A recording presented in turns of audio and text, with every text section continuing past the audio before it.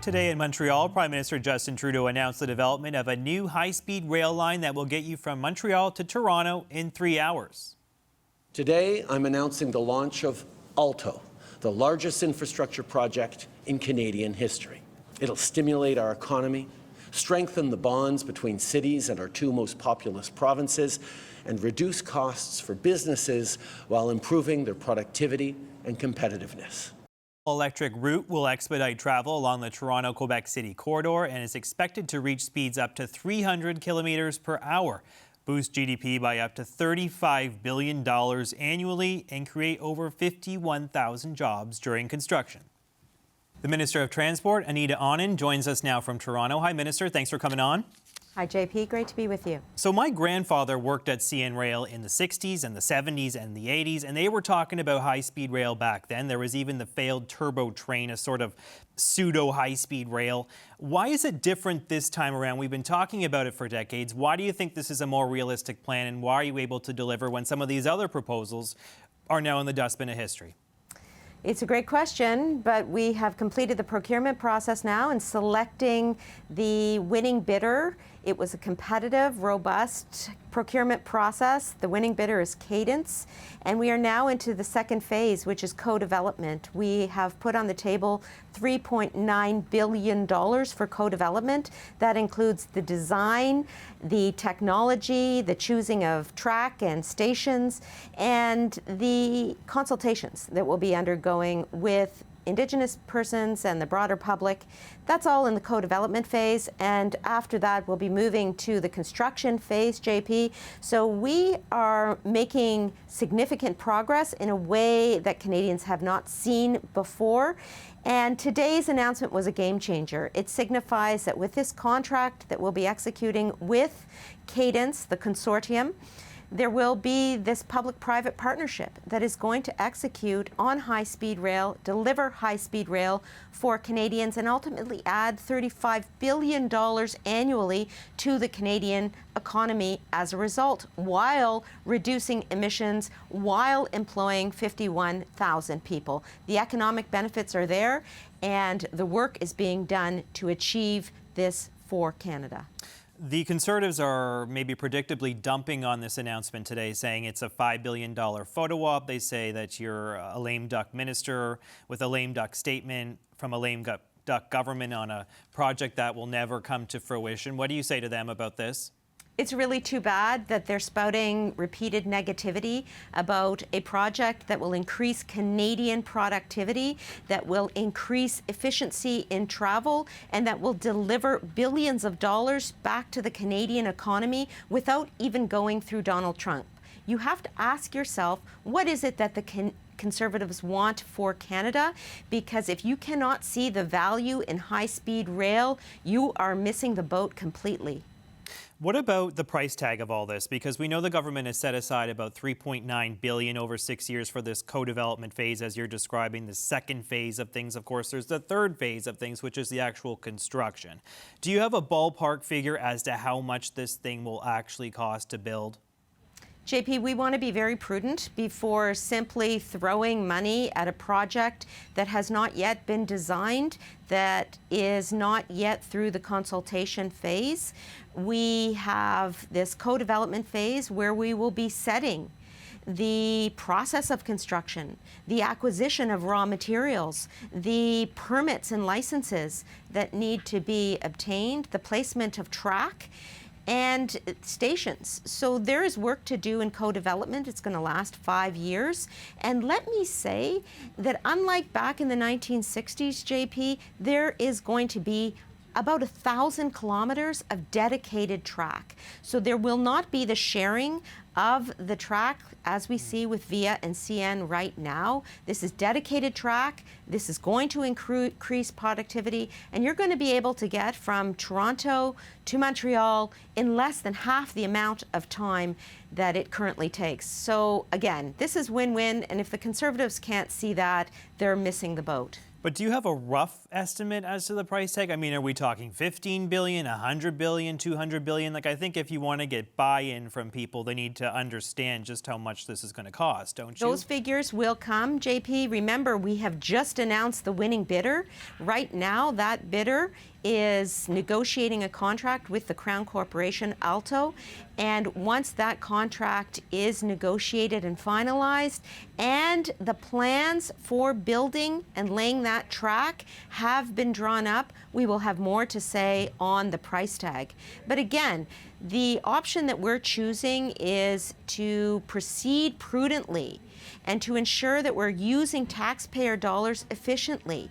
And if we were not doing that, we would not be doing right by the Canadian public. So $3.9 billion to undertake the co-development phase is the right process to take, and then we will come out with how much the building of this project is going to take in the long term. Let's not forget, $35 billion added to the Canadian economy annually as a result of high-speed rail is going to be the finished product and the consequence of undertaking this process overall. The president and CEO of Alto, which is, as you're saying, the new Crown Corporation that will help get this thing built, was asked today how long it would take to build. And he said, quote, "There is no definitive timeline, and there's no need for definitive timelines." That leaves it pretty open-ended, and it gives the consortium that's working on this a lot of wiggle room. What's a reasonable timeline in your mind to get this project built? You know, we need this done as soon as possible. There are too many Canadians who are facing delays on trains, and we need to ensure that they can get to their destinations as soon as possible while reducing emissions. And so what I would say is right now the contract negotiation between the consortium and between the Crown Corporation is going to lay out the parameters of the risk levels as well as the costs of this project. And once that contract is finalized, it will provide us with a greater roadmap. But again, we just announced the winning bidder, and there will be more information to follow. But make no mistake, the economic benefits and the benefits to the environment of proceeding with high-speed rail are undeniable. Let's talk about the California case. They are also building a high-speed rail project between Los Angeles and San Francisco. That project's now $95 billion over budget. It's decades behind schedule, and there is, perhaps like this one, no clear timeline for completion. So how do you avoid a repeat of that experience in this country? Well, thus far, we are on time and on budget with the timeline that we've been executing for the procurement, for announcing the winning bidder, and now for entering the co-development phase. Furthermore, one of the dangers of announcing a global number for the cost of a project is that you would have cost overruns. We need to negotiate with Cadence, or Alto will negotiate with Cadence, in terms of this public-private partnership that is proceeding, to ensure that Canadian taxpayer dollars are well used and that the risks are apportioned well as between these two parties.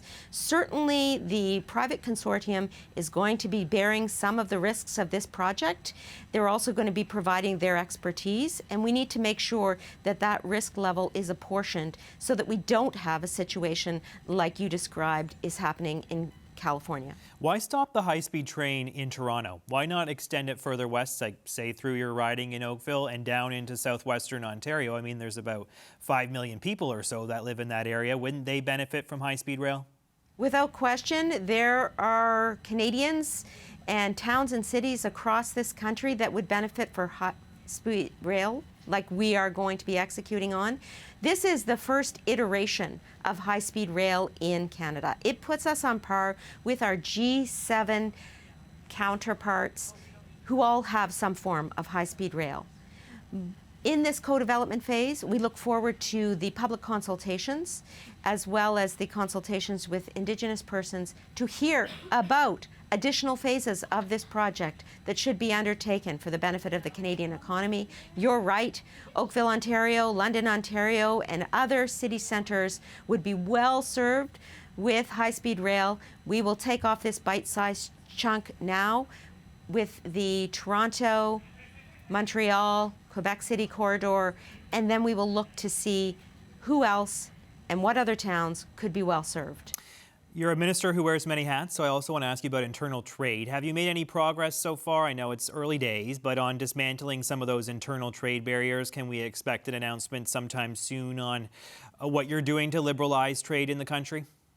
It's a great question, and yes, I'm going to have more to say about the reduction in federal exemptions under the Canadian Free Trade Act very soon, in the coming days, actually, JP. I want to stress that the federal government is going to significantly reduce those exemptions in the CFTA, and we'll be looking to see the offers on the table, so to speak, from the provinces and territories as to how they are also going to be reducing barriers to trade. This is the moment where we need to ensure that red tape and barriers to trade across this country are reduced and eliminated so that we can add up to $200 billion to the Canadian economy without even going through Donald Trump. That is all of our responsibility, every province and territory, as well as the federal government. We've been working well together, and stay tuned for more information on our progress. All right, we will. Thank you so much, Anita Anand, the Minister of Transport and Internal Trade. Thanks for coming on, Minister. Thank you so much, JP. Take care.